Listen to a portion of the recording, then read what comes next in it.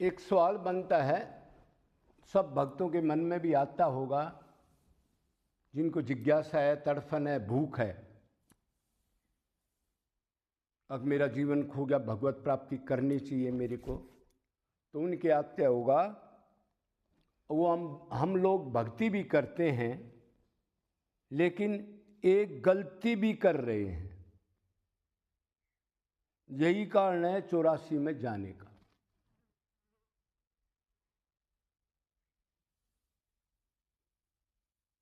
देखो, अब हमने समझना है, अब भक्ति की 4 चीज पहले पिलर जरूरी हैं खड़े करने बिल्डिंग के, जो नीचे से उठाते हैं, कई फुट नीचे से। देखो बिल्डिंगों के जो 10-10 मंजिल है तो कितने नीचे से पिलर आते हैं उनके, कितने मोटे मोटे, और नीचे से भी ज्वाइंट करते हैं उसको ताकि उनमें दिक्कत ना हो। ऐसे ही भक्ति की जब नींव पिलर पूरे नहीं होंगे, मतलब वो पिलरों में ही गलती होगी, तो भक्ति हमारी आगे कैसे बढ़ेगी? तो वो है कि भक्ति सबसे पहले अनन्य भक्ति हो, नंबर 2 निरंतर भक्ति हो, नंबर 3 निष्काम भक्ति हो, नंबर 4 यस देवे परा भक्ति यथा देवे तथा गुरे। जैसे भगवान की भक्ति हो वैसे गुरु की भक्ति हो, और ध्यान रखना गुरु जेब कतरा ना हो, श्रोत्रिय ब्रह्मनिष्ठ हो, जो बता रखा है गीता में, तत्वदर्शी, जो भगवान से प्रेम कर चुका हो, और भागवत में भी कहा श्रोत्रिय ब्रह्मनिष्ठ हो, ऐसा गुरु हो। ये 4 पिलर हैं। अभी हम एक गलती के बारे में ज़्यादा वो करेंगे जो हम बार बार कर रहे हैं। हम समझ भी जाते हैं एक कृष्ण की भक्ति करनी है। अनन्य भक्ति का मतलब एक श्री कृष्ण और उसके जन, उसका धाम, उसके गुण रूप लीला में मन रही।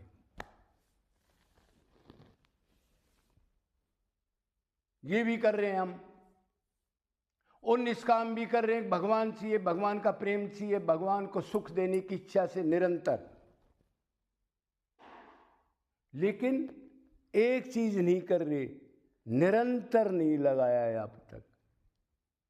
भगवान ने कहा सर्वेषु कालेषु मामनु समर, सब कालों में मेरा स्मरण कर, गैप नहीं देना। गैप देगा तो मन फ्री हो जाएगा, बिगड़ा हुआ एकदम उधर जाएगा। मतलब 2 दिन थोड़ा मन अच्छा लगाया और 1-2 दिन कोई संसारिक चिंतन कर लिया, ऐसे वर्क में अपने आप को फंसा दिया। वो 100 रुपये कमाए थे वो 50 खर्च कर दिए। क्यों? मन का चिंतन गलत हो गया। भक्ति तो मन ने करनी है ना, इसने खोपड़े ने हाथ पैर ने तो करनी नहीं। अगर राम राम राम राम राधे राधे बोलते रहो और मन और कहीं हो तो ये तो भक्ति है नहीं। अनाज से तो अच्छा है, जैसे 100 रुपये है तो 1 रुपया है, लेकिन 1 रुपये से तो अंत कण शुद्ध होगा नहीं। तो निरंतर नहीं किया। जैसे एक जंगलों में पहले माचिस वगैरह नहीं होती थी, तो एक अरणी की लकड़ी होती थी, उसको रगड़ के यज्ञ वगैरह, आग वगैरह उत्पन्न करते थे, उससे जलाते थे। देखा होगा थोड़ी मोड़ी आंधी आती है तो बड़े बड़े बांस होते हैं वो सूख जाते हैं, वो आपस में रगड़ा खाते हैं तो आग नहीं लगती।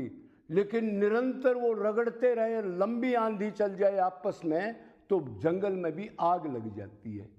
1-2 बार नहीं चली वो, मतलब लगातार लगातार निरंतर टच होता रहे, उसके बीच में रोके नहीं।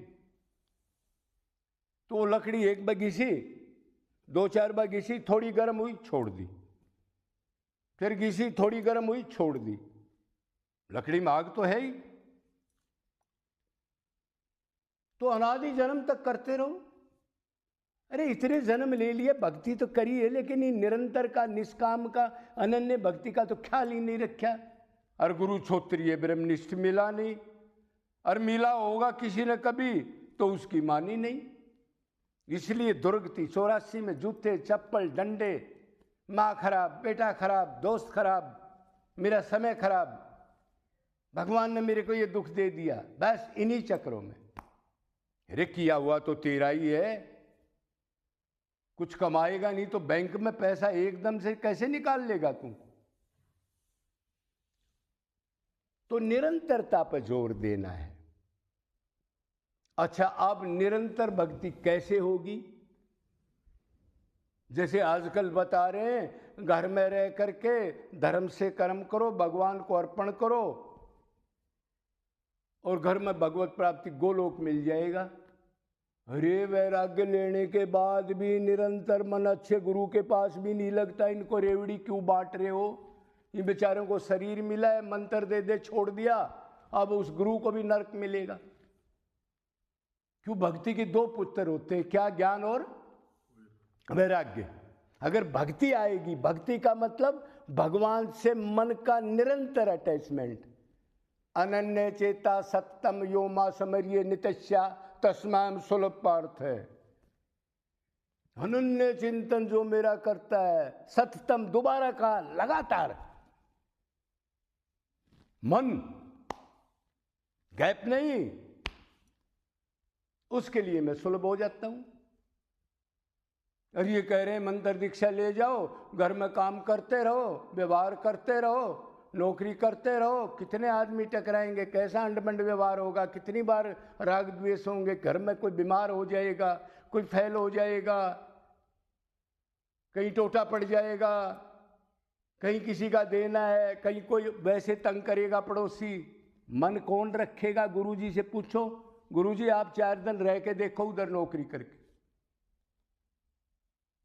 निरंतर मन हो, निरंतरता तभी होगी जब सकाम कर्मों को छोड़ देंगे। भक्ति का मतलब है सकाम कर्म एक कीचड़ है, वो कीचड़ में डड़ा मारना छोड़ दो तो छींटने लगेंगी आपको। सकाम कर्म जब तक करोगे भक्ति नजदीक भी नहीं आएगी। टॉप गुरु का ज्ञान हो, वातावरण बढ़िया हो, गुरु के संग में रहे, वो 2-4 आदमी होते हैं उसके पास, बाकी वो भीड़ को कभी आने नहीं देता, भगवान ही उसके पास नहीं आने देता। कि उसका लक्ष्य है दुकान खोलने का नहीं है, उसका लक्ष्य है अपने कल्याण करने का।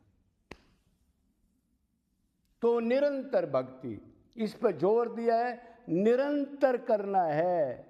मन बहुत बिगड़ा हुआ है, लगातार इसको हटाना लगाना, हटाना लगाना, हटाना लगाना।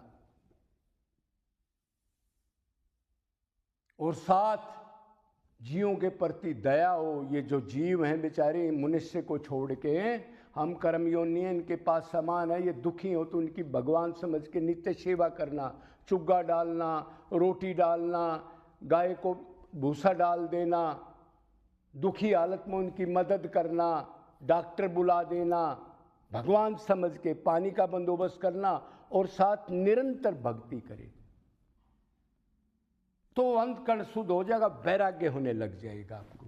आपको पता लग जाएगा संसार का रूप का, कि अपना नहीं है, ये सारे दुष्ट हैं, स्वार्थी हैं। जब तक स्वार्थ है यार है, स्वार्थ कम प्रेम कम, स्वार्थ और कम प्रेम और कम, स्वार्थ खत्म बिल्कुल खत्म, दूसरा दुश्मनी तक हो जाती है, माँ में, बाप में, बेटे में, सब कुछ। तो इसलिए निरंतर मन लगाना है, ये गलती संवारनी है, निरंतर भक्ति करनी है। निरंतर भक्ति होगी मन के वैराग्य से।